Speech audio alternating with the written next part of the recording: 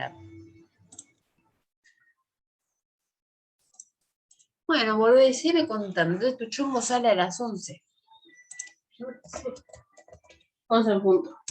11 en Después tomar aperitivo. Claro, porque vos tenés cuánta... Vos te irías de acá a las 9. La verdad, me quedo esperando una hora en el local de... ¿Y por qué Yo no? primero iría a consultar la de Bacopa, ¿viste? Cosa que yo soy media vuelta. Está bien.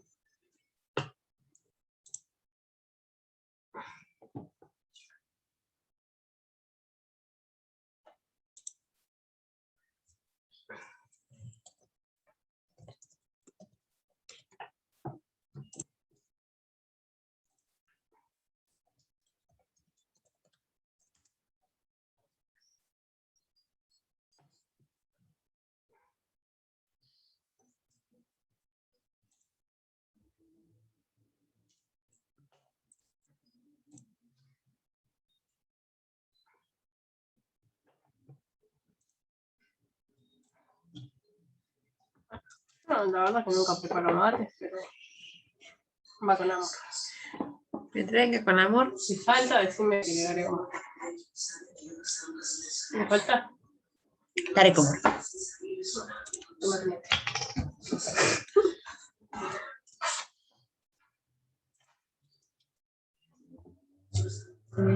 Ah, pero me faltaba.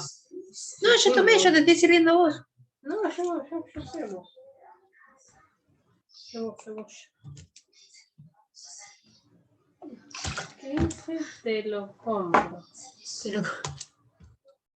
Ay, Dios, este chabón me quiere comprar todo, aguantá. bueno, Ni Mariano dejalo. era. ¿Eh? Ni Mariano era. ¿Te acordás, Mariano? Oh. Sí, pero el Mario te seguía escribiendo. Era un psicópata. Estaba loquito ya. Ese ya era obsesión. Sí. Tené cuidado con ese. No sé si estaba muy zafado, ¿no? Estaba zafadísimo, boludo. En primer lugar no te dijo lo que él tenía. Y luego te estuvo escribiendo por... Sí, no me agarré nada. ¿Eh? Dije no me agarré nada. Lo único que tengo es candidato, ¿viste? Yo todavía recuerdo. Ro, dame la manito. Ya está. ¿Eh? No me faltó más nada, ¿viste? Ni el pan, ni No. nada. Me faltó intacto. O sea, fue como la mejor. Sí, por mejor. Por suerte, boludo, porque te llegas a agarrar algo de esa cosa. Menos mal que terminaste con él, ¿eh? Sí, no, ni en pedo se dio con chaval. No vale la pena. Estaba enfermito, no estaba enamorado, estaba obsesionado como, no sé Sí, qué onda. estaba... Era raro.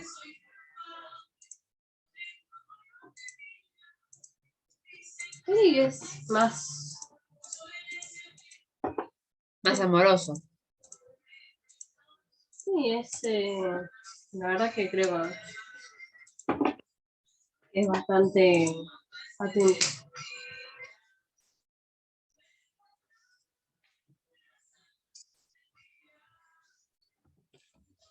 Qué buen soundtrack. O sea, el chabón, ponele que yo de lo de Cata salía tipo 10, viste, a veces, y el chabón salía de las 8 y se quedaba esperándome 2 horas en el frío. ¿Entendés? Sí. Yo me cebo, boludo, dejala ahí, me cebo. Yo todavía no tengo clase, estoy esperando. Bueno. Y se queda esperándome ahí 2 horas. Bajo la lluvia, me esperaba. Y yo en una le dije, anda yendo, bebé, es tarde ya. No da, no si te quedes. Y dijo que estaba yendo a la parada y es como que quería, dijo, bueno, me voy a tomar el colectivo y dejó el colectivo pasar. Porque no podía irse sin mí. Ay, eso es súper tierno. Igual lo único que no me gustó es que cogió una mina. No se cogió, salió con la mina le hizo poquito, ¿viste? Hace como 2 años y pico. 3 años, parecido. Sí. De la cuadra, ahí en San Martín, donde yo trabajo. Ruth se llama la mina. ¿No era alguien que trabajaba tuya que estaba con Mariano? No, ese era el Ruth no sé si también son esas son las más putas de Porque vos me Facebook. dijiste que andaba con una tal Ruth o algo así, con alguno de los chavos que No, no, Olenka. Ruth Ah. lo que hace es una mina que trabaja en un puesto así de venta de ropa, ¿no? Trabaja desde hace años ahí. La pibita tendrá casi 30 años. Sí. Sigue trabajando ahí, muestra el culo. Pero es de las minas que se entangan bien, ¿viste? Nunca venía el kiosco, a pesar de que hemos estado siempre las mismas pibas toda la vida, ¿viste? Sí. Siempre daba el que está al lado, que es donde rotan pibes a cada rato. Pues se quiere levantar, ¿viste? Y creo que se coge el chavo que la contrató, su hijo verde, ¿viste? Y nada, tiene un novio. Decime que tiene alguna infección. Debe tener. Tiene un novio que es policía, que dice, es mi novio, pero siempre se quiere levantar a alguno de los lados, ¿viste? Siempre es así. Y de hecho, a Eric le tiraba a los perros, como hace 3 años. Sí. Ni hablaba con él. Y eso me molesta en un punto, yo me enojé, ¿viste? Porque, o sea, me lo hubieras dicho, ¿no? ¿Pero por qué? Porque no quiero puterías en la cuadra. Esa cuadra es una vecindad, ¿entendés?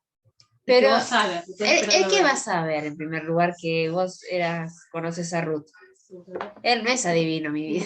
Ruth se cogió a medio edad. Ya cuando Bueno, pero vos le preguntás a los chabones con cuáles te cogiste. No, pero no me gusta que justo yo trabajo y que el chabón se quedaba esperándome y por eso cruzaba con la niña esta y que es una vecindad y después cuando se murió, que esta está con esta. Es como mi compañera que trabajaba ahí y según dicen se levantó el de los alfajores, ¿entendés? Que nunca se lo levantó el de los alfajores. A mí me perdió el trabajo, ¿entendés? O sea, es un quilombo así. Y yo no voy a sacrificar mi cuero con un pibe. Claro. O sea, igual las peruanas te conocen a vos. Sí. Sí. O sea, te conocen, vos estás años ahí, no te pueden decir la nada. La otra también estaba hace 3 años y me igual. No, bueno, pero esas peruanas a vos te valoran, entre todo. Sí. O sea, conocen toda tu vida familiar, conocen todo. Sí, conocen todo. Ya saben cómo son, no creo que. Esa es media choto, pero Cata. Pero no se había ido. Me da pena. ¿Qué? No se había ido. Está en Perú. Bueno, que siga en Perú. Cata a veces me da pena. El hospital privado de la comunidad cerró su área COVID por la baja de contagios.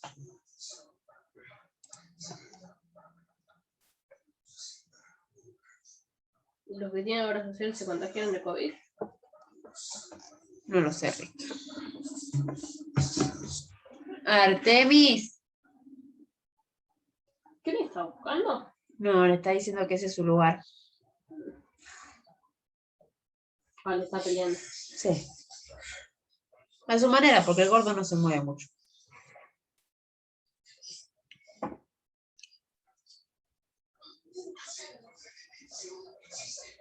Igual sabe que es chiquito el otro.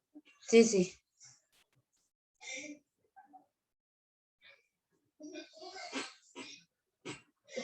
No tiene cara de eso.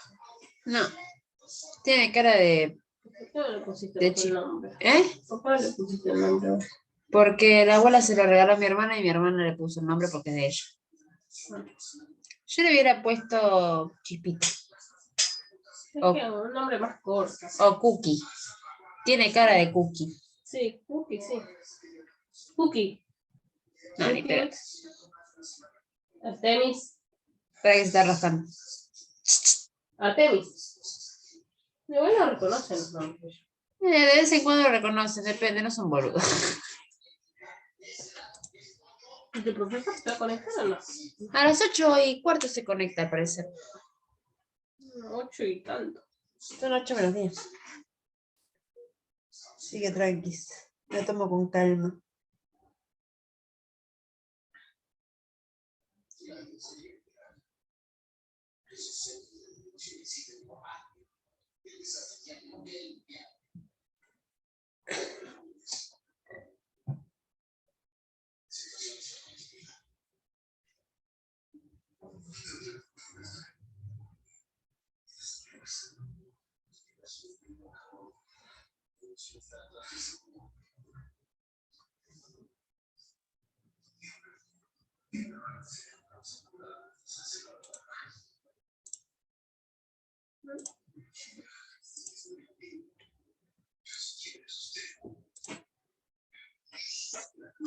Esta es un tereré que se llama más juguito. ¿Eh? Más jugo. Si querés echarle más jugo, el último tereré es para vos. Y luego empezamos con los ¿Qué mates. no tomas más? Es que no sé si va a quedar para otro mate. Sí. Ah, listo. Dura más con yerba. Sí. Ah, re pobre. ¿Viste el juicio que le hizo a Morena Real a... Acoso, sí. No estaba debatiendo eso con Eric porque Eric es fan del otro chavo, ¿viste? Y yo le dije, para mí son los dos una basura. O sea, para mí el tipo ya desde que comenzó a gastar a Morena Real se metió al tacho de la basura semanal en la misma bolsa. ¿Entendés? ¿A vos qué te parece, Ro? Los dos son basura. Sí, ¿viste? Porque, no, o sea, el chabón es como dice, ay, no, porque está gorda, ¿entendés? Es que sí, Alejandro de por sí es gordofóbico. Y es negrofóbico. Y es negrofóbico, es racista. Ujú. O sea, tiene esas cosas que vos decís. Dice, ay, la semana que viene matamos a todos los negros. Entonces, no puedes hacer esos chistes en pleno Y siglo bueno, XXI. y ella se tuvo que haber fijado. Está bien, Morena Real es un caso perdido, ¿entendés? Sí, está. Pero no podés hablar así porque es como que infunde discriminación de por sí. Es ¿Entendés? discriminación, es como si yo dijera, qué sé yo, la gorda de mierda esta. Y el juicio que le hizo, el juicio, la denuncia que le hicieron es válida. Es que es válida, obvio que ¿Y sí. es denuncia de qué? Es denuncia por discriminación y falta de dignidad hacia la persona. Vos estás haciendo algo, o sea, le estás como, ¿cómo te digo? Las personas tenemos dignidad y hay que defender esa dignidad. Si vos alteras, haces esa clase de comentarios en una persona, esa persona se ve debilitada en lo que es la dignidad y queda indignada. Entonces tranquilamente puede hacer eso por malos tratos. Aparte porque es un maltrato psicológico. ¿Se puede comer un buen juicio por eso? Sí. No puede ir preso, pero puede Multa. multa. Una multa y tienen que mandarlo al psicólogo. Porque por algo viene eso del maltrato psicológico. Sí, eso sí. Si le dan cárcel, ponele como una especie de penitencia, le van a dar días, no le van a dar años o meses. No es algo... Porque no hubo golpes, no hubo nada, es un maltrato psicológico hacia la persona. Claro, yo le decía, o sea, por algo le tomaron la denuncia, algo válido tuvo que haber, ¿entendés? Sí, por supuesto. Si ella tiene las capturas, ¿no? Si... El video está en YouTube, el video de... Por eso, ya tienen pruebas válidas, puede tranquilamente hacer la denuncia. El tema de la justicia argentina, ¿viste?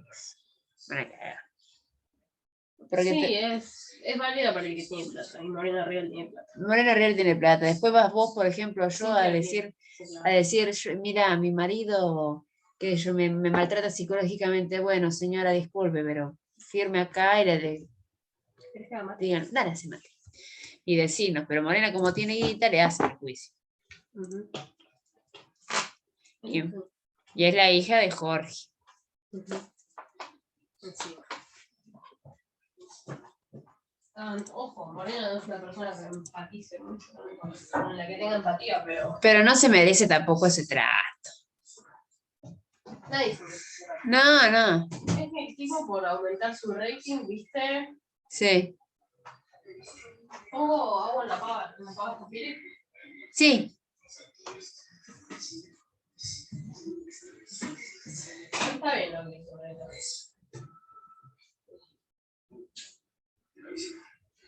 Nada, y Eric medio como que le gustaba la basura final, ¿no? Pero yo le dije acá, sobrepasó un límite, ¿entendés? Sí. Para mí el tipo acá ya sobrepasó el límite.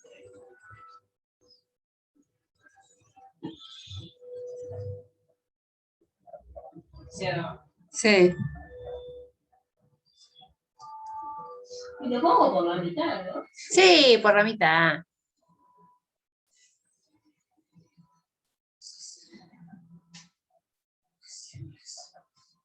Lo mismo con lo que hizo. Bueno, Cintia Fernández igual es una cosa, pero le pasó. Y es verdad que mostró fotos muy menores de edad, ¿viste? Sí, también. Eso es pedofilia. Sí. Una cosa es que lo muestre Cintia Fernández, ¿entendés? Sí. Otra cosa es que lo muestre él.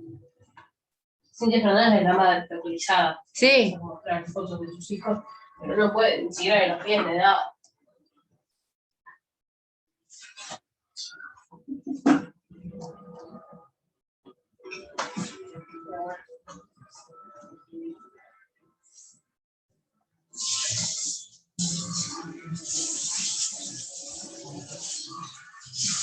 Igual el tipo venía teniendo, esta semana que tiene problemitas.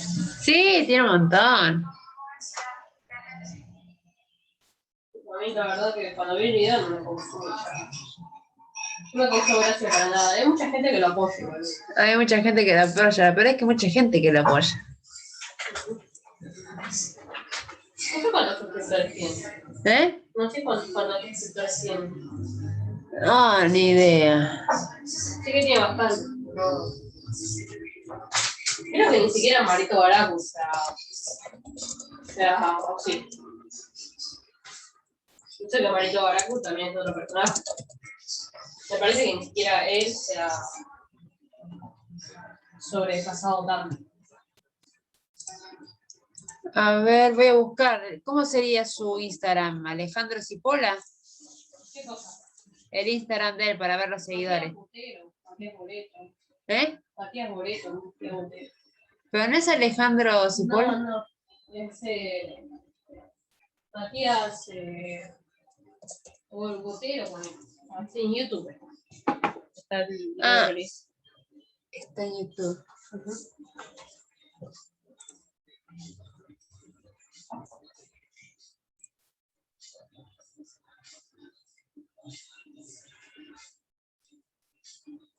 Para mí ya se sobrepasó con Marina Real y con cosas. Sí, se repasó. Ay, vos tenés ahí porque acá no me permite. ¿Tenés ahí? ¿Qué cosa? El celular. Sí, acá. Hermosa que sos. Masa. Matías Botero, con doble T. Acá está, Matías Botero. Sí, 913.000 suscriptores. Este es el último video que subí. Sí, que dice de hace una semana. El drama de Ría, la campaña de Cintia y ataques de ¿Por qué Pitbull. minuto más o menos?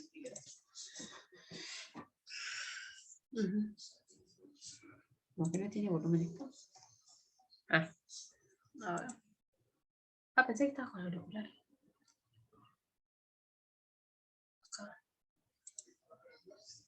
No tiene volumen. Porque se lo ve que agarra la banana. Si paramos en este frame, podemos Bueno, ver para a más esta adelante, rascándose más la adelante. piel, a esta rascándose Ahí, la cabeza, no, y a un poquito esta más otra atrás. rascándose la nariz. Ahí. Por El si chabón hay tiene algún problemitas. perdido, More Real ahora va a ser candidata a diputada, por lo tanto lo de chupón en las tetas es un mensaje de que quiere chupar de las tetas del Estado. Y ya tiene propuestas, porque More Real reveló cuál sería su primer proyecto tras incursionar en la política: que la discriminación deje de ser una contravención para convertirse en un delito. No la voten, hijos de puta, porque voy preso. Me mata como los famosos se meten en la política según sus vivencias personales. O sea, More Real va a luchar por la discriminación porque siempre fue discriminada. Cintia Fernández va a luchar por la cuota alimentaria porque su ex marido no se la pasa. Brian Lancelota va a luchar por la inseguridad porque hace rato que viene choreando en la tele. Y hablando de cantantes de cumbia, Elegante fue al programa de Tinelli. La tenés adentro, Saramay. Para mí, al artista del año acá en la Argentina. Me encanta, me encanta, me encanta. Tiene, yo sé, cada canción que hace 200. Ah, no, perdón. Es que estoy reaccionando a esto como algunos streamers reaccionan a mis videos. Para mí, al artista del año acá en la Argentina. Me encanta, me encanta, me encanta. Tiene, yo sé, cada canción que hace 220 millones de reproducciones en YouTube.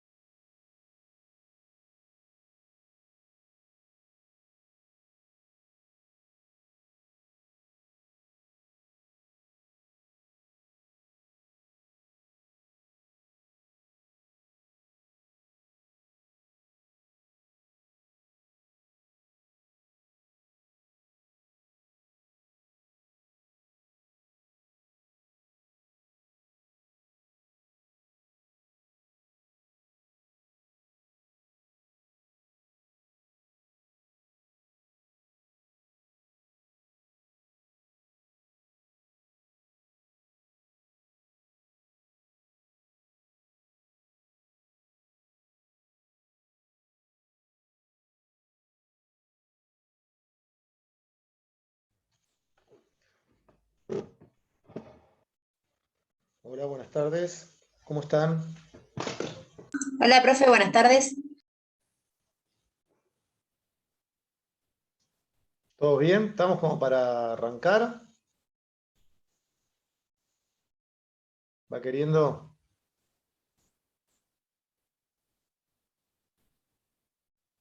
Bueno.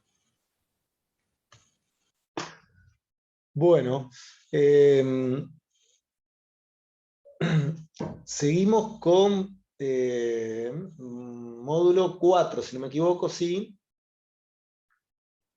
Arrancamos con módulo 4, que es la parte de universalismo, ¿sí? No sé si lo tienen ahí a mano, si estoy tirando bien. Que estuvimos hablando, ¿se acuerdan ya? Algunos comentarios hicimos, ahí justo con algunas cuestiones de actualidad.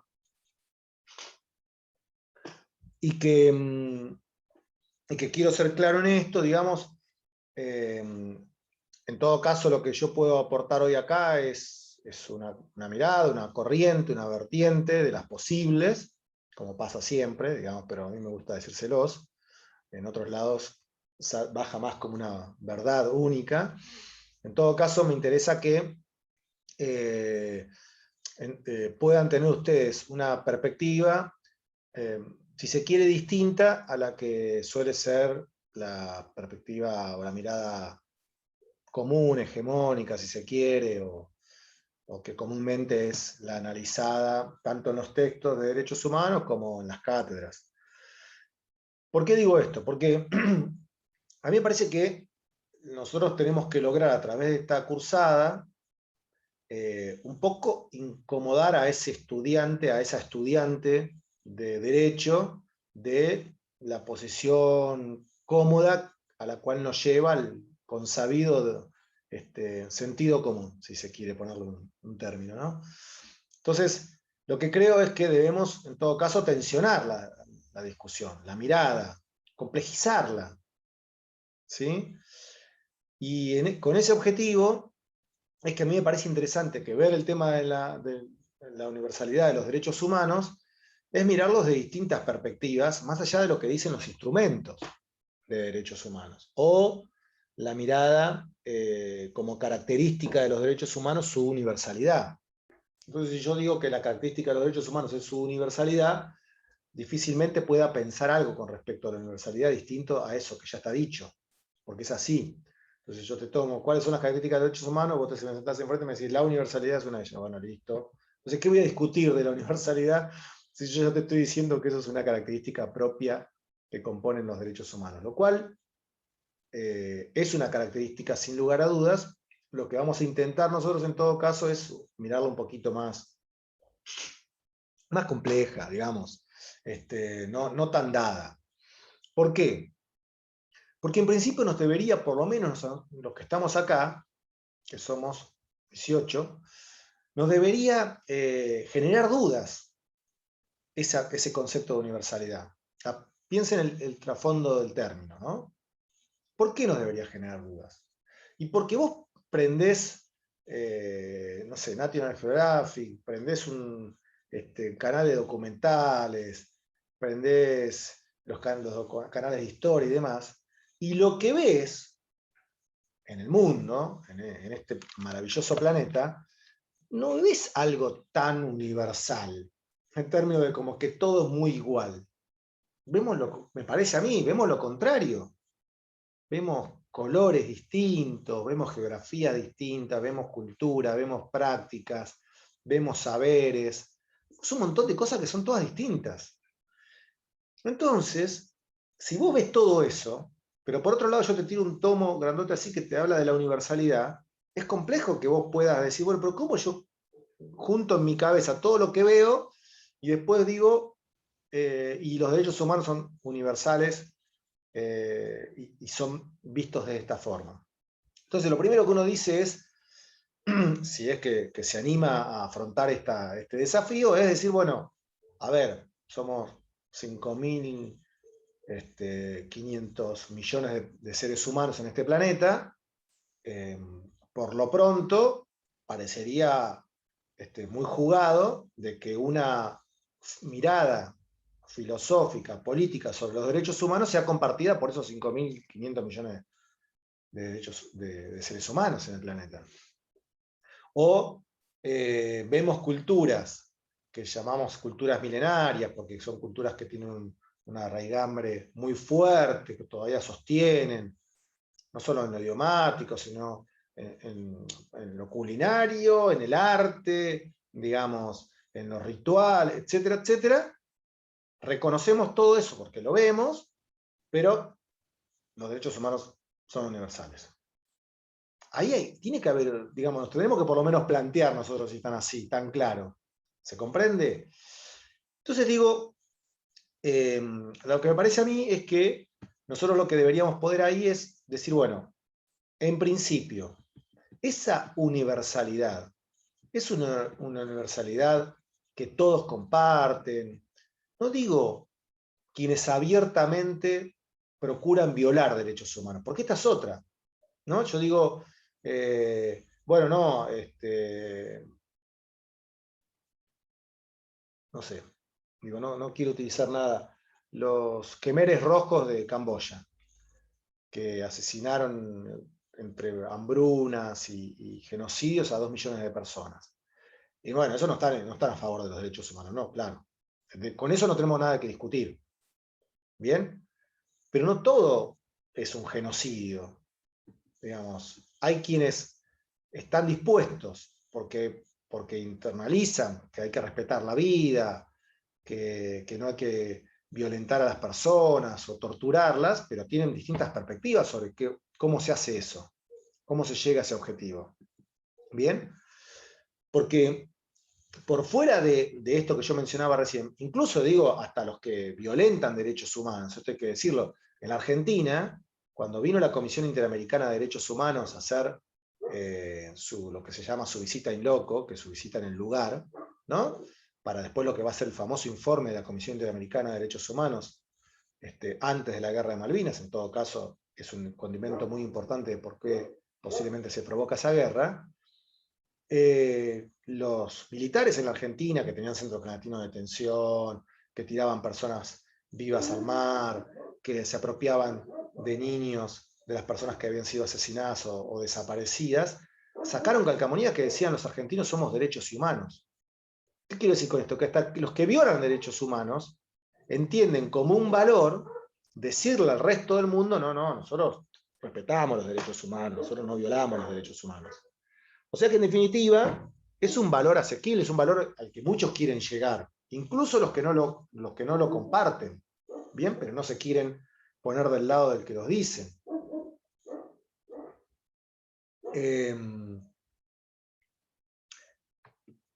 Nosotros podemos escuchar personas que hoy en Argentina nos hablan de la libertad, bien, como un valor casi supremo, pero a la par reivindicar las prácticas del terrorismo de Estado en el mismo momento, sin sonrojarse, pero a su vez decir, defendemos los derechos humanos. Entonces, ¿qué quiero decir? Es claro que hay un objetivo comunitario de la comunidad internacional también, de decir, yo defiendo los derechos humanos. ¿Sí? Eso es como un objetivo a llegar. Bien. Después sabemos que algunos no tienen ninguna voluntad de hacerlo, como ese ejemplo de los argentinos somos derechos humanos, y otros en todo caso ponen en tensión y en discusión, bueno, pero ¿qué es defender los derechos humanos? ¿Cómo se hace eso? ¿No? Entonces, eso me parece interesante a mí, ingresarle a esa discusión. Yo les voy a compartir un artículo que me parece bueno, que aporta a este debate, que plantea algunas de estas cosas que yo les vengo compartiendo, ¿no? Primero, esta idea de cómo se construyó, sobre qué bases, sobre qué fundamentaciones filosóficas, la idea de los derechos humanos. ¿Por qué? Porque está claro que para países que les importa la democracia, la relación entre democracia y derechos humanos es fundamental.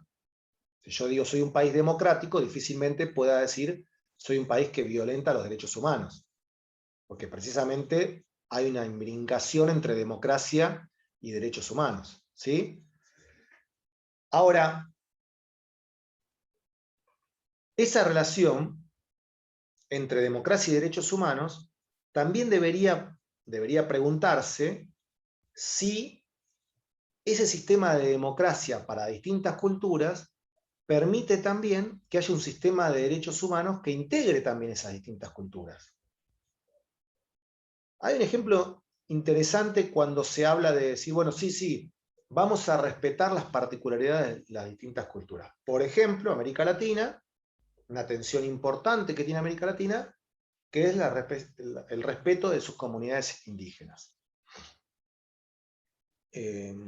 Santiago Maldonado no muere por cualquier cosa. Hay una disputa muy fuerte entre las comunidades mapuches por un reconocimiento muy fuerte, particularmente con la posesión de la tierra.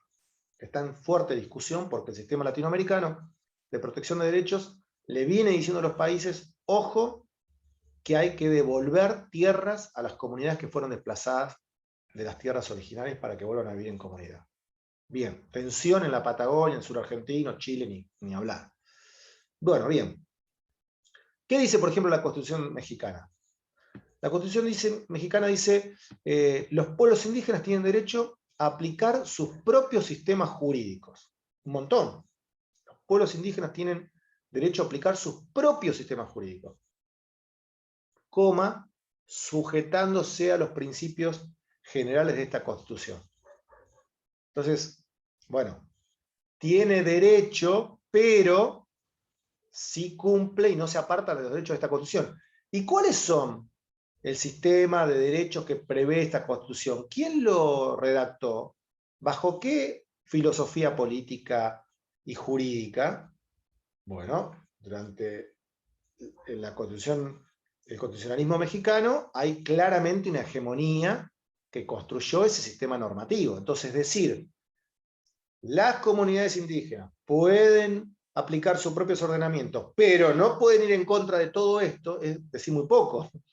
Porque en definitiva, ¿qué voy a aplicar distinto si la Constitución ya me marca un camino para un lado solo y unilineal para ese lugar? ¿Sí? O cuando se dice la Declaración de Naciones Unidas sobre los pueblos indígenas, pero todo lo que se escribe al respecto dice, bueno, en realidad no es ni más ni menos que los derechos que ya tenemos todos. Bueno, si son los derechos que ya tenemos todos, no hablemos de la Declaración de Pueblos Indígenas, porque en definitiva no le estamos dando nada nuevo. Porque, ¿qué pasa? ¿Cuál es el problema de ese que no les queremos dar nada nuevo? Que no les queremos reconocer nada distinto a esas particularidades. ¿Por qué?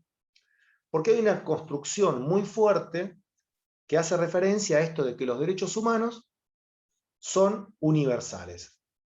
Un autor de los que yo les voy a proponer, un artículo muy breve que les voy a subir al campus, dice, que es Díaz Polanco, dice, en realidad los derechos humanos no son universales, son universalizables.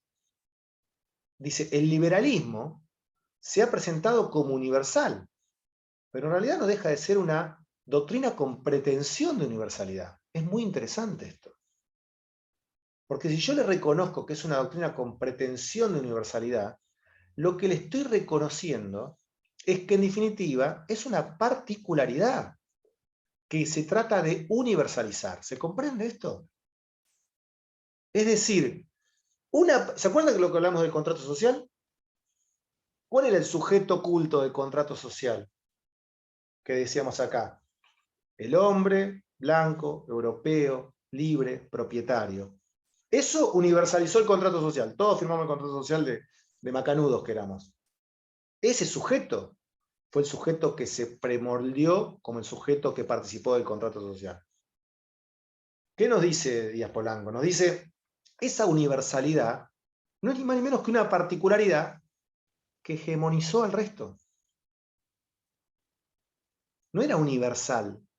Se quiere universalizar hacia todos los demás particularidades. Y cuando esas particularidades elevan la voz, el problema es quiénes tienen el lápiz sensor para decir se violaron los derechos humanos. ¿Por qué? Porque tu particularidad no se lleva de la mano con mi particularidad, que es la particularidad universal. Bueno, esto no significa que nosotros digamos bueno, entonces tenemos que respetar aquellas doctrinas que someten a la mujer, que la hacen someterse a las decisiones del hombre. No estamos discutiendo esas vulneraciones de derechos humanos, que son vulneraciones de derechos humanos. Estamos discutiendo, en términos más bien abstractos, ¿sí?, los riesgos de pretender que la filosofía de los derechos humanos, de una parte, se construya como la filosofía de los derechos humanos de la totalidad. ¿Por qué? Porque entonces, quien no se ve reflejado en esa filosofía, porque su parte no fue incluida, no participó de esa discusión, cuando quiera elevar una voz para marcar esa diferencia, el castigo, el riesgo, el problema, es que te digan que tu voz lo que pretende es vulnerar los derechos humanos porque no reconoce a esa parte que en definitiva es el todo. Entonces, la aparición de otras doctrinas por fuera de esa mirada liberal, occidental, judeocristiana, construida en Occidente, lo que pone en discusión es la hegemonía de la primera, de esa particularidad que se quiere universalizar. Eso es lo que hace. No siempre hay violaciones de derechos humanos, que por supuesto los hay, los rechazamos, los repudiamos y pretendemos claramente que eso no exista más. Pero no estamos discutiendo eso. Ernesto Laclau va a decir algo interesante. Dice, la tensión entre lo particular y lo universal debe existir. El particularismo puro impedirá la coalición entre diferentes fuerzas sociales, mientras que el universalismo puro podría ignorar todo particularismo. Entonces pone en crisis los dos. Dice, no se puede ser particularismo puro porque te impide nutrirte del resto. Ahora, el supuesto universalismo puro te repudia a las particularidades que te pueden aportar racional y universalmente a esa construcción de derechos humanos. Y me parece que de algo sublime, no sé si alguna vez han leído a Bonaventura de Sousa Santos, que es un sociólogo brasilero, es increíble, es muy bueno, claramente con una cabeza contrahegemónica, digamos, que puede poner en tensión muchas cosas, muchas construcciones como saberes. Dice, bueno, en realidad hay algunas premisas para un diálogo transcultural. Miren, diálogo transcultural de los derechos humanos.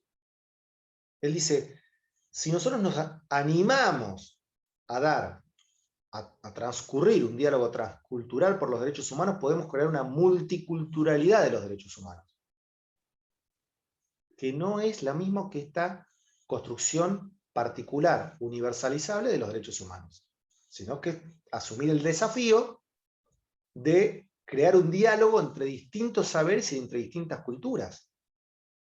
Porque, ¿qué dice de Sousa Santos? Que todas las culturas tienen alguna concepción de dignidad humana. No podemos desoírlas, rechazarlas, repudiarlas, mandarlas al fondo del cajón. Todas las culturas tienen alguna concepción de dignidad de derechos humanos. Y además dice algo que me parece muy importante, muy como que pega fuerte cuando vos lo escuchás. ¿Ustedes creen que existe una cultura única o creemos que existe más de una cultura? O mejor dicho, ¿creemos que puede haber una cultura que abarque la totalidad de todo?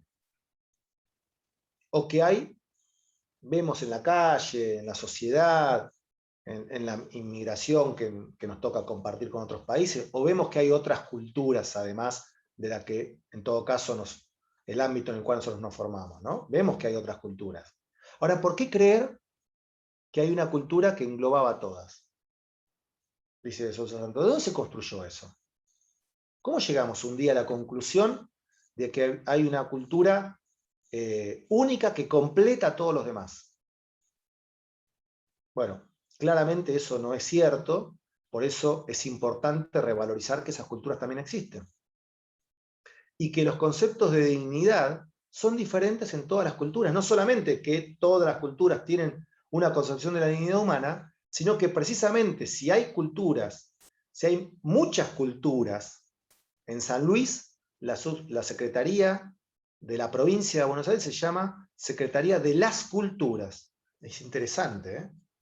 Secretaría de las Culturas, no de la cultura, no hay una única cultura.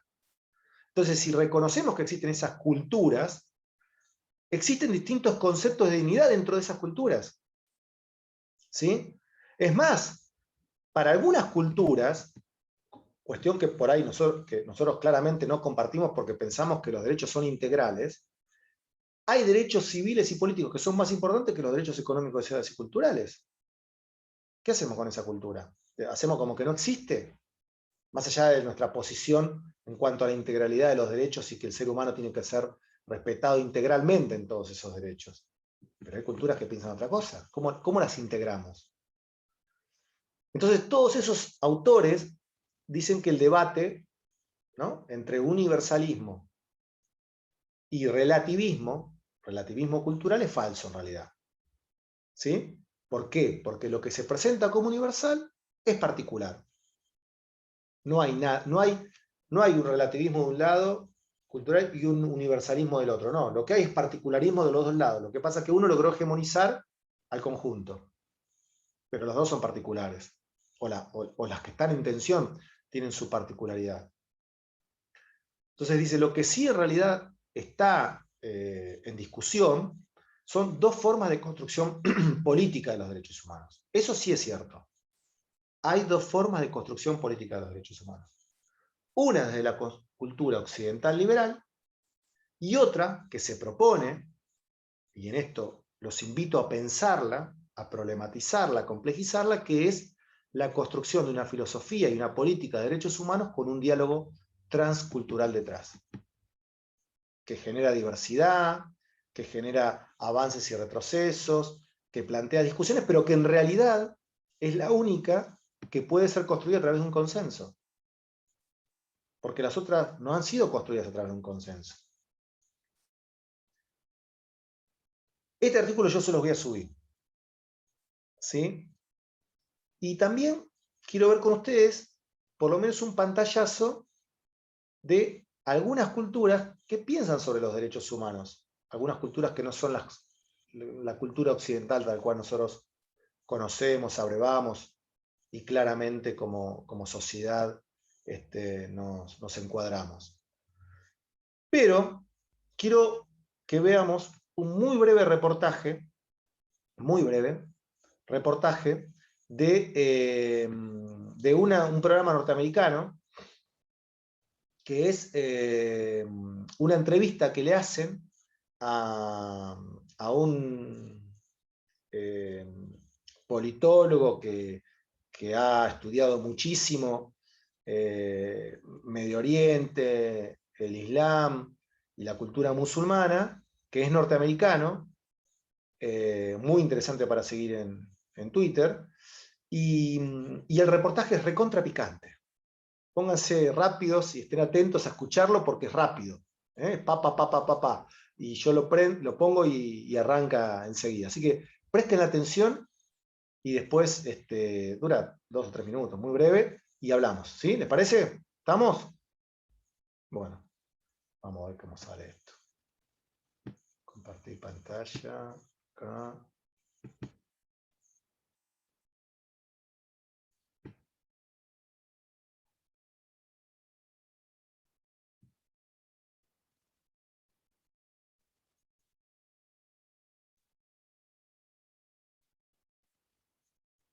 Profe, no se le escucha el audio. A ver, vamos de nuevo.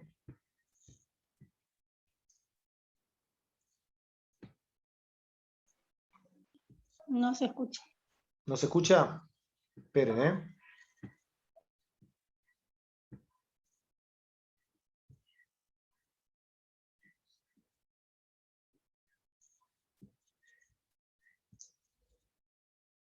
Esperen, vamos de nuevo. ¿Lo pueden leer?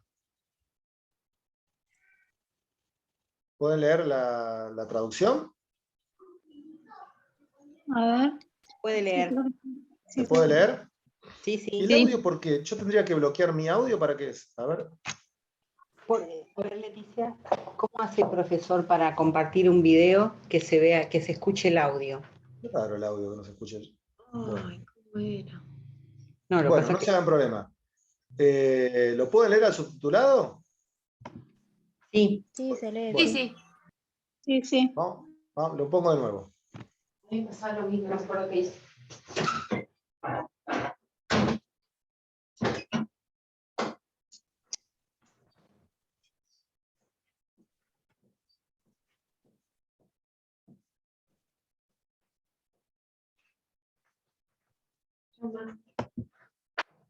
No, mañana vamos temprano. Sí.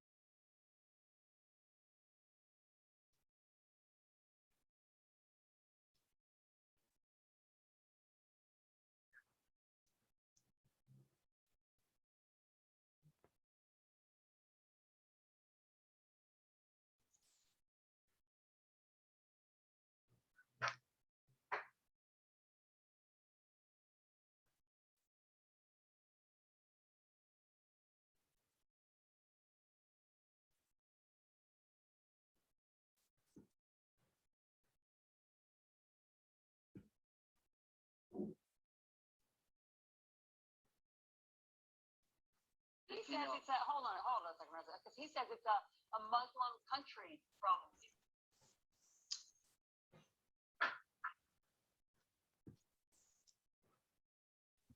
Se interrumpió.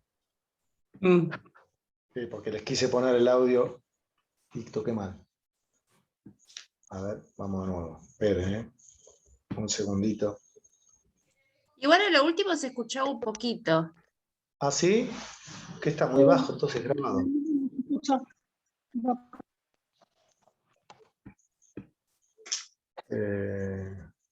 ¿Dónde se me fue?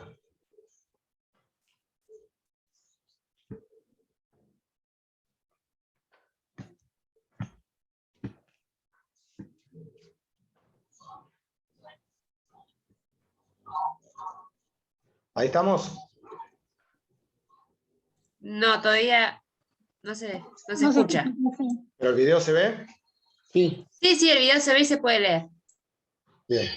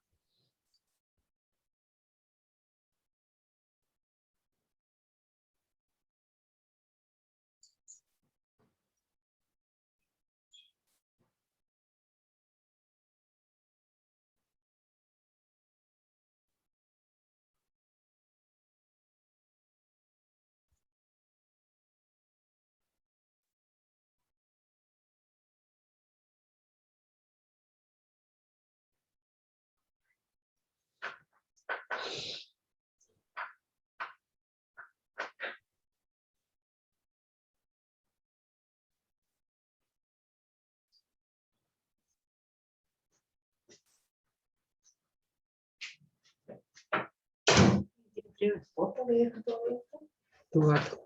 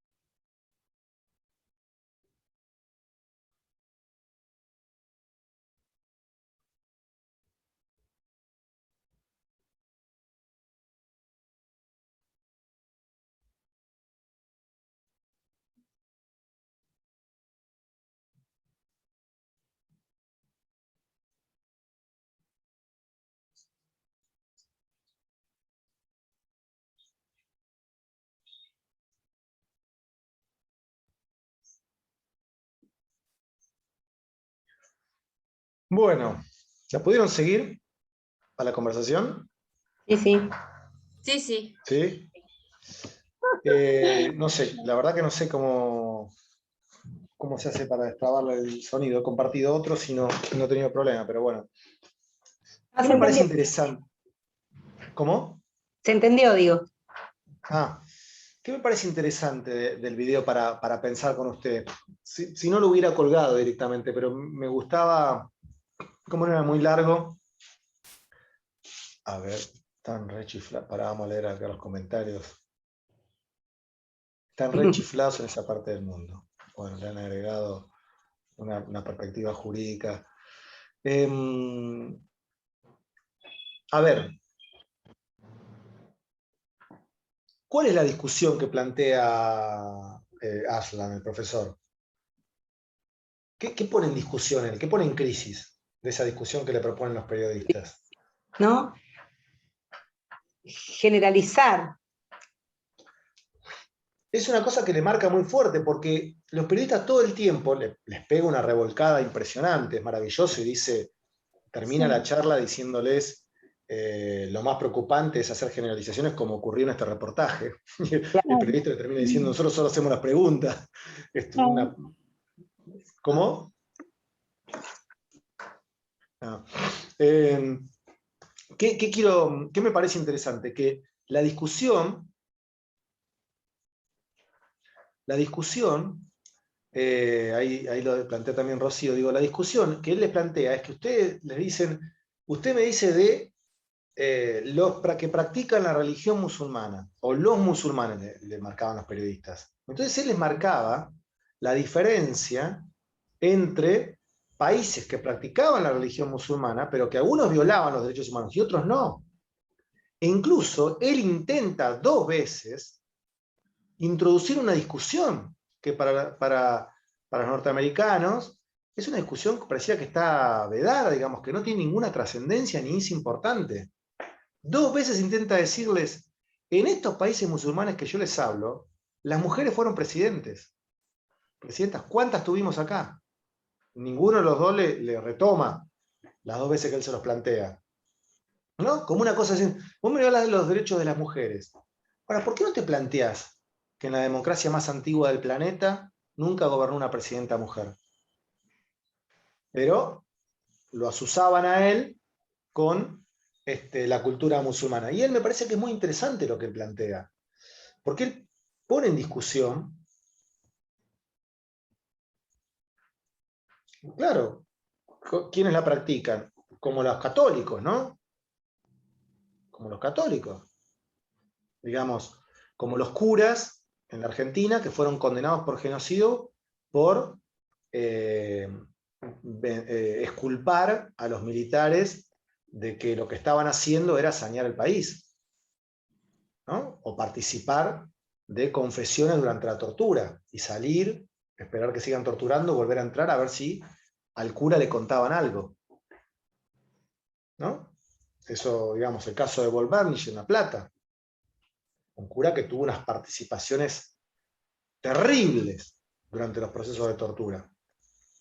Claro, también Entonces, hablaba de que el que es violento, no tiene que ver con que, ¿entendés? Que también tiene que ver exactamente. con...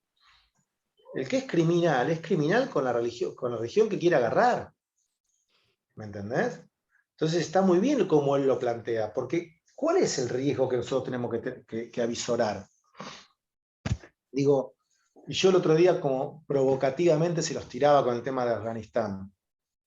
Lo que nosotros no podemos es tener el facilismo de subirnos a una corriente y arrancar todos corriendo para el mismo lado sin siquiera problematizar las cosas, pensarlas, elaborarlas, ¿no? ¿Cuál era el riesgo de lo de los talibanes, que son un grupo que practica, que hace una interpretación particular del Islam y del Corán, y entonces en esa interpretación particular claramente cometen atrocidades y violaciones de derechos humanos? Ahora, pensar que eso es el Islam es un problema, porque entonces vos no solamente generalizás en términos de violación de derechos humanos a una cultura que no la podés generalizar, porque él lo decía muy bien, miren ustedes en estos países que yo les nombro, pasa esto, pasa aquello, ¿no? Generalizás, seleccionás intencionalmente a qué países sancionás, involucrás o denunciás. Él les dijo lo de Arabia Saudita, tampoco se lo tomaron los periodistas. Nuestro principal aliado, Arabia Saudita, decapitó 19 personas en este tiempo. No estamos diciendo nada. Las mujeres no pueden manejar, en ese momento no podían manejar. ¿Sí? Pero es nuestro aliado. Entonces vos seleccionás a quién es más vulnerador de derechos, quién menos, porque es el que te conviene, tu amigo, tu aliado. Entonces, nosotros tenemos que tener esa perspectiva. Tenemos que tener la capacidad de poder discernir que uno puede tener muchas religiones, puede estar en muchos hemisferios distintos y cometer distintas atrocidades. ¿Cuál es lo sorprendentemente terrible y genocida que hace Hitler? Que hace en Europa lo que se había hecho ya en otros países, de otra forma. Se había exterminado poblaciones y culturas con otros mecanismos, pero no se habían hecho en Europa. Lo que hace Hitler es hacer lo que ya se había hecho en otros lugares en Europa. Y por eso todos sabemos y nos consta y repudiamos universalmente el genocidio nazi. Pero porque lo hizo en Europa. Hay otros genocidios que no les prestamos tanta atención, o no nos importan tanto, o no se los recuerda tanto. Entonces, esa selectividad es riesgosa. Esa generalización, ¿bien? De que porque una interpretación de la forma que lo hacen los talibanes, que viola los derechos humanos, que comete esa determinada de latrocinios que están cometiendo y que cometieron ya, podemos nosotros decir los musulmanes son todos estos. Entonces, a mí me parece que ahí hay una impronta de lo que discutíamos al comienzo, esa hegemonía de lo particular, esa particularidad que logró hegemonizarse y decirse, y esto es universal ahora. La mía es universal. Y la de ustedes son particularidades, son relativismos culturales. ¿Bien? Entonces yo creo que eso hay que ponerlo en discusión. A eso los invito, digamos, a poner en discusión eso, a poner eso en tensión, y a problematizar eso. ¿Sí? Y en todo caso, que discutamos, que nos enerve las violaciones de derechos humanos cometidas en países musulmanes como las violaciones de derechos humanos cometidos de parte de los serbios, europeos, católicos en su mayoría, o anglicanos, contra las comunidades musulmanas de Azerbaiyán y de Herzegovina, ¿no? También nos tiene que haber indignado eso en la década del 90, que eran católicos europeos contra minorías musulmanas que estaban en lo que se llamaba antes la ex Yugoslavia. Eso creo yo que es un avance importante si nosotros podemos parar la pelota y poner eso en crisis. ¿Sí? Y después también, yo les decía, y también vamos a encontrar otras culturas que hablan de derechos humanos. Cuando corremos el velo de que solo es una la que puede hablar de derechos humanos, vamos a encontrar que hay otros lenguajes que hablan de derechos humanos, y que por ahí no hablan igual que nosotros. No la ven exactamente igual. Y que eso no significa que sean talibanes, porque no la ven, no interpretan a la sociedad y a la cultura y a las comunidades de la misma forma que las interpretamos nosotros. Entonces, por ejemplo, en un artículo que sacó Naciones Unidas hace muchos años, analizaban 3 o 4 culturas distintas a la cultura occidental. Decían, por ejemplo, los japoneses, la cultura japonesa. La cultura japonesa no interpreta el término de derechos de la misma forma que nosotros, porque la cultura japonesa no internaliza que existe un derecho si no hay un deber.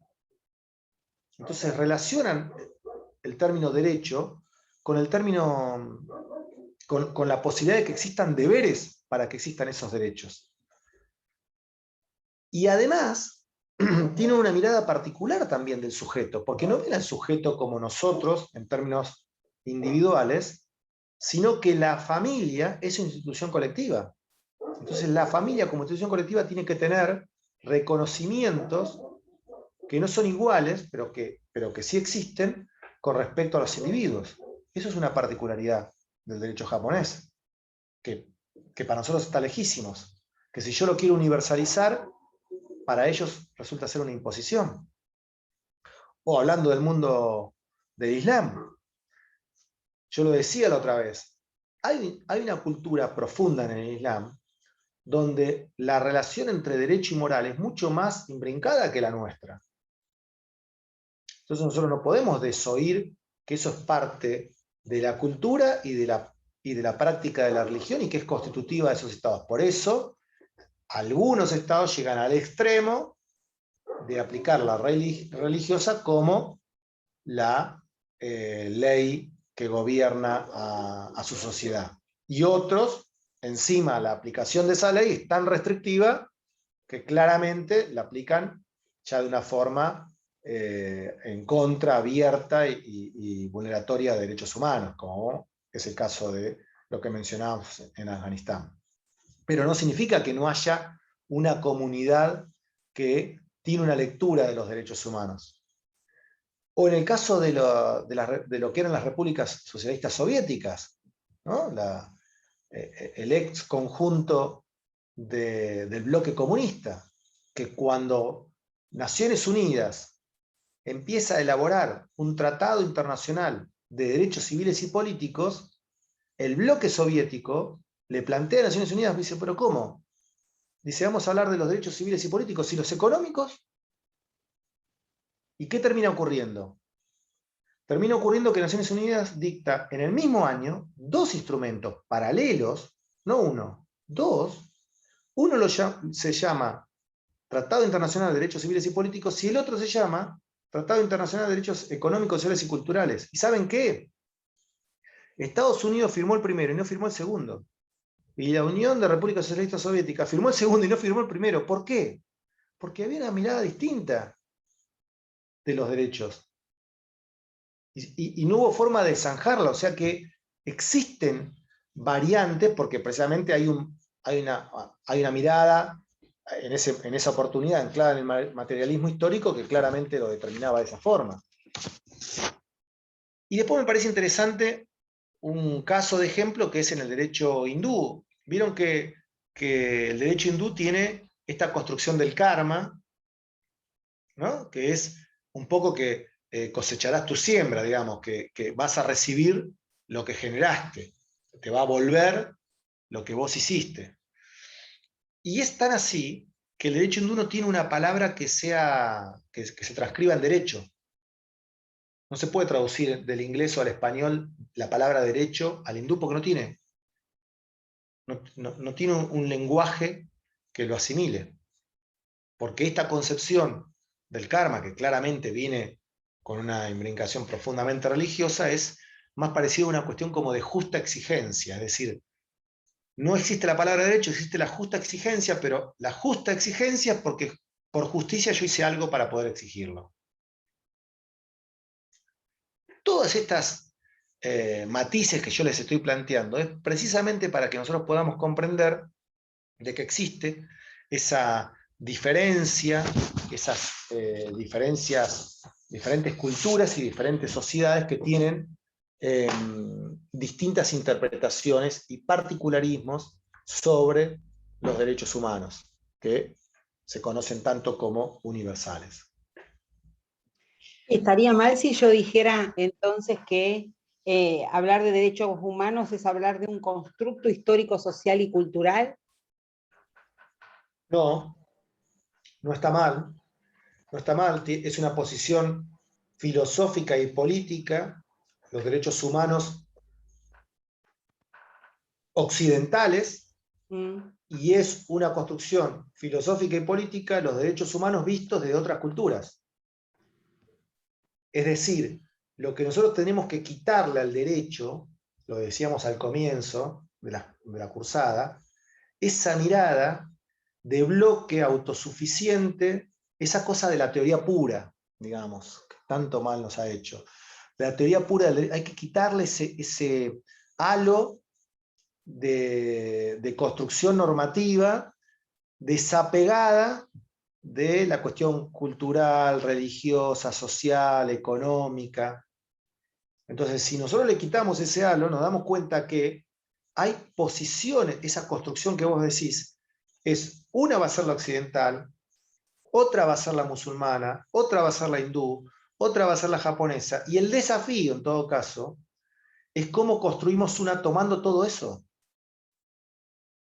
con consenso con todo eso, no cómo construimos una a partir de una sola, y esa la imponemos y la hegemonizamos al conjunto. Digo, lo que tenemos que poner en discusión es, lo que está mal es la hegemonización de algo, de lo que sea. Digamos, yo estoy en contra del patriarcado, pero dentro de 200 años estaría en contra del matriarcado si eso haría lo mismo y reproduciría lo mismo que reproduce el patriarcado. Porque lo que está mal es hegemonizar a los demás, es imponerte a los demás. Estoy en contra del imperialismo norteamericano, pero estaría en contra mañana del imperialismo chino. Porque lo que no concibo es el imperialismo. No es que elijo quién es el imperialista. Entonces, la cultura de dominación está mal. Entonces, el desafío ese transcultural que comentábamos al comienzo, antes del video, por supuesto que es más complejo, pero también es más duradero en el tiempo, es más legítimo, es más sincero. Es cierto que nace de un consenso en todo caso, o por lo menos de la posibilidad de construir ese consenso. Es más complejo, lógico que sí. Pero tal cual lo que vos decís, Claudia, es una construcción. ¿Sí? Y por eso, digamos, yo les planteo esta mirada, ustedes van a encontrar un montón de bibliografía que habla de la universalidad de los derechos humanos y que mucha de ella pone en el lugar del relativismo cultural como a los que tratan de vulnerar derechos humanos. Entonces dice, no, los que vienen a hablarnos de relativismo cultural en realidad pretenden violar derechos humanos porque nos traen a los talibanes, por ejemplo, el extremo es este, ¿no? Porque nunca es gris, siempre es el extremo. ¿No? Entonces, entonces los del relativismo cultural legitiman a los talibanes que matan apiedrando a mujeres. ¿Qué tiene que ver? Querer incorporar la diversidad de distintas culturas con legitimar que maten a una mujer a piedrazos. Digamos, ¿cuál es la filosofía de derechos humanos ahí? ¿Dónde estaría? No existe en ese punto. Pero como que se bloquea la discusión, ¿no? Como que eso te bloquea la discusión. Miren, hay un tema muy sensible que tiene que ver con esto, que es la prohibición del velo islámico en las escuelas y en los edificios públicos en Francia. ¿Por qué es muy sensible? Está bien que una mujer, por nacer en una familia musulmana, sea obligada a cubrir su pelo, ¿no? Porque no es el burka que es todo, sino es el pelo. Está bien que eso ocurra porque una mujer nace, está mal, es denigrante, si ella lo considera denigrante. Es una imposición, es machista, todo eso. ¿Y si quiere cubrirse el pelo? Como las mujeres judías ortodoxas para salir a la calle usan una peluca. ¿Y si quieren hacerlo? Es un problema. Porque ¿qué dice la ley en Francia? Lo prohíbe. Prohíbe a las mujeres cubrirse el pelo. Entonces yo digo, ¿puede ser bueno para una chica adolescente que no quiere y que su padre, ortodoxo musulmán, la obliga? Es un problemón. Está mal para esa chica porque sufre. Y si esa chica o la madre de esa chica o quien sea quiere hacerlo y no puede ir a la escuela porque la ley le prohíbe cubrirse el pelo, y si yo tengo la sospecha de que el gobierno francés lo hace para advertirle a las poblaciones musulmanes, ojo que si venís a Francia no te vas a poder respetar a rajatabla tus prácticas culturales, y yo tengo la sospecha de que capaz que está en juego la posibilidad de cerrarles las puertas a las familias musulmanas que quieran respetar esa tradición, diciéndoles, mirá que si venís acá, tu esposa, tus hijas no van a poder entrar a edificios públicos cubriéndose el velo.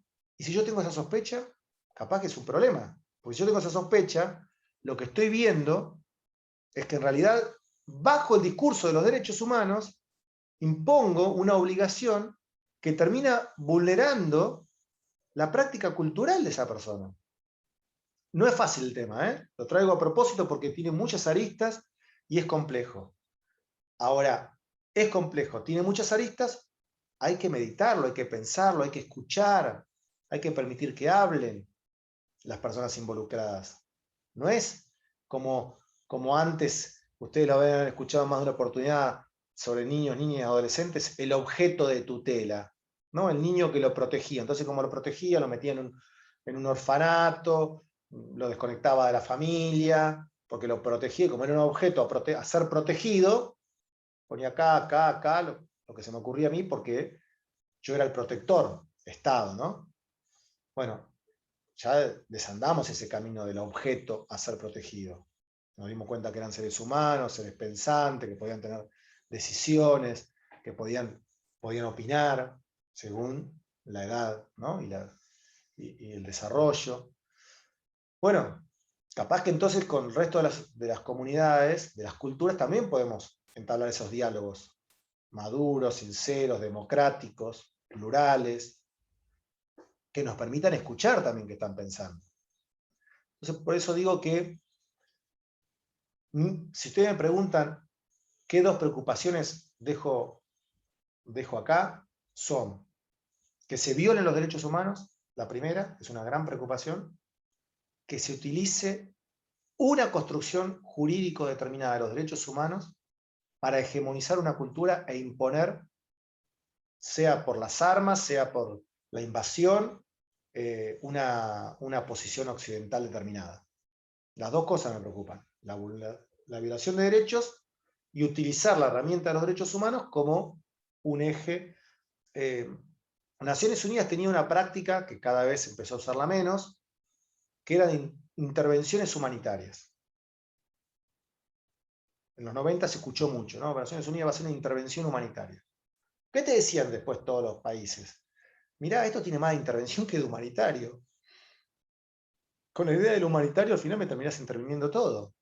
Me invadí, me sacás del gobierno, decís que nuestras prácticas son poco democráticas, pero en definitiva lo que eligió el pueblo, de la forma que lo eligió de esta forma, y quién sos vos para venir a decir qué tiene que elegir el pueblo y qué no tiene que elegir. No estamos hablando de genocidio, ¿no? No estamos hablando de eso. Entonces, por lo pronto hay que ponerlo arriba de la mesa, hay que construir una filosofía de promoción, protección y de educación en derechos humanos, y a la par, esa filosofía no puede ser una filosofía que desoiga, que anule y que haga casi inexistente a las distintas culturas que integran este planeta y que tienen sus miradas también de la dignidad humana y de los derechos humanos. ¿Sí? Ese es un desafío importante. Ahora, si ustedes mañana leen cualquier otro manual y me dicen lo contrario, yo se los voy a respetar igual. ¿Sí? Porque mi tarea en todo caso es traerles la atención a poder pensarlo y analizarlo. Pero hay otras miradas al respecto de esto.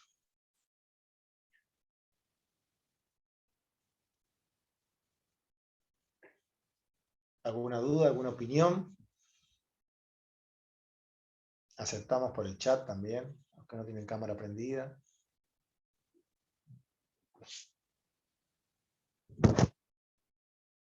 Bueno, ¿se están conectando más que esta cantidad o más o menos venimos haciendo esta cantidad? Gracias. Creo que no somos más que esto. ¿Somos más o menos este número? En el grupo son más personas, en el grupo de Stitch son más personas, pero acá somos menos. ¿Grupo de Una qué? consulta. No te escuché, disculpa. ¿En el grupo de qué? En el grupo de WhatsApp. Hay más en el grupo. en el grupo, pero aquí son menos. Una pregunta. Okay. En nuestro país hace unos cuantos años, a todas las comunidades mapuche, por lo menos la del sur, se les reconoció el derecho a la tierra que habían, o por lo menos aparte, no digo que a toda la tierra que habían, que se les había usurpado, pero se les reconoció algo, ¿no? No, la Constitución del 94 habla, en el 75, inciso 17, habla del reconocimiento a las comunidades indígenas, a la interculturalidad, a su preexistencia, es el reconocimiento a la tierra, a la propiedad de la tierra comunitaria. La propiedad de la tierra comunitaria es un concepto muy desarrollado por la Corte Interamericana de Derechos Humanos. ¿Se acuerdan que yo les hablé del Pacto de San José de Costa Rica? Dos órganos, Comisión Interamericana, Corte Interamericana. Tanto la Comisión como la Corte han escrito mucho en América Latina sobre la propiedad de la tierra comunitaria, ¿no? De las comunidades indígenas. Nuestro país viene muy lerdo en eso, muy atrás. Hay un registro de tierra comunitaria que por las distintas tensiones tenía 10 años para hacer el cumplimiento de su objetivo y se tuvo que prorrogar porque no se llegó, no se cumplió en esos 10 años, no se logró registrar toda la tierra que oportunamente estuvo ocupada por comunidades que todavía preexisten, ¿sí? ¿Sí? Vean ustedes que el concepto es un concepto de comunidad. Comunidad, la propiedad de la comunitaria, es un concepto novedoso del concepto de propiedad. El 94 creó una categoría de derecho a la propiedad que en nuestra Constitución no existía. Porque hablar de propiedad en condominio, el condominio, somos los 18 que estamos acá, tenemos un campo y todos tenemos un pedacito. Eso es un condominio. O sea que mi pedacito es mío, es individual también. ¿Se entiende? Así yo tengo una décima parte, esa décima parte es mía. Voy, la vendo, la remato, es mía. Después puede ser indiviso, podré no poderla dividir, pero el 10% es mi 10%. La propiedad comunitaria, no tengo el 10% de algo, o el 5 o el 20. Es comunitaria. Todos tenemos todos. No se puede partir. Bien, un concepto novedoso. Bien. La tensión en el sur mis queridos y queridas estudiantes, no es que los mapuches son chilenos, que nos quieren sacar, que son apátridas, que nos quieren sacar a los argentinos, que quieren darle la Patagonia a Chile, y toda la sarta de pavadas, que son terroristas venezolanos, libaneses y iraníes, como se decía hace 3 o 4 años atrás. Era la tierra. La tierra. ¿Cómo debilito a un grupo que está reclamando por sus derechos? Lo estigmatizo, lo alejo del conjunto, lo dejo en soledad, lo hostigo con violencia, lo acorralo. Eso es una práctica ancestral de la violación de un grupo social, de un conjunto, de la persecución.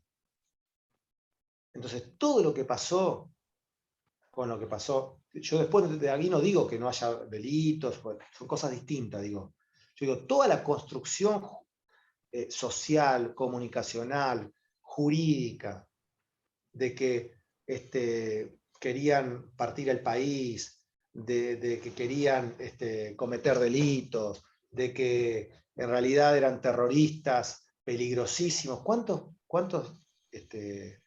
vieron algún terrorista detenido? Fue todo en ese momento.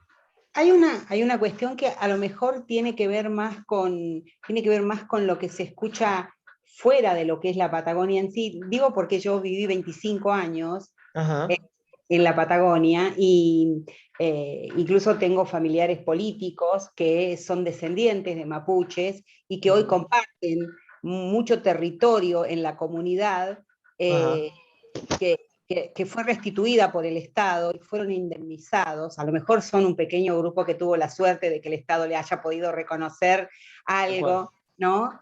Pero digo, ese es un discurso que no se escucha en el sur, o sea, no es tan estigmatizado de esa manera. Pero cuando uno se viene más para el lado de Buenos Aires, de la capital, empieza a escucharse esa cosa que no es allá algo que se escuche, ¿eh? No, es que yo digo, es como esa idea del indio bueno. Claro. ¿No? El que no reclamaba la tierra, hay que protegerlo como si fuera una mascota. Claro. No, hay que cuidarlos, hay que protegerlos. La caridad está buena. Cuando es caridad, ¿no? Cuando yo te doy lo que me sobra, ¿no? Y porque aparte soy bueno y soy noble, entonces te doy lo que me sobra, eso está recontra bueno. Ahora, cuando te me parás de mano y me pedís derechos, no. Ya ahí no. Ya si te me parás de mano y me reclamás tierra, no, pará. ¿Y derechos y de identidad? ¿Y te me parás de mano en términos políticos, te me querés organizar como comunidad? No, pará. El indio bueno, manso, dócil, que acepta lo que le tengo para dar, es un campeón del mundo mundial. Ahora, no, el indio que me pide derechos ya, ¿qué es esto? ¿Es un terrorista? Sí, sí. ¿Sí? Bueno, hemos asentido eso. Por eso digo, hay que estar bicho para esto. No podemos salir corriendo. Digo, el proceso de formación nuestro, en la abogacía, no puede ser un proceso tan esquemático que todo baje dado y que nos ponemos las anteojeras de los caballos y salimos para adelante corriendo. Tenemos que poder discutir este tipo de cosas. Después uno puede no estar de acuerdo. Yo no necesito que ustedes en el examen me pongan exacto. Ustedes si me bajan una idea de la universalidad distinta a la que yo digo, y está fundada, está bien. Porque ustedes pueden creer eso. Ahora, lo que yo no concibo es que solamente todos lo veamos de la misma óptica. Y que no podamos poner en discusión este tipo de cosas en la universidad pública. ¿Sí? Bueno. ¿Alguna cosa más que les parezca? Bueno, nos estaremos viendo viernes que viene, ¿les parece? Y tomé nota lo del lunes, ni bien pueda, que si hay consenso, lo cambiamos, pero yo me imagino más para la segunda parte, ¿ok? Vale, profe. ¿Todo bien? Sí. Dale, profe, gracias. Gracias, profe. Listo, nos vemos. Chao, profe. Chao, chao. Buen fin de, profe. Igualmente. Hasta luego.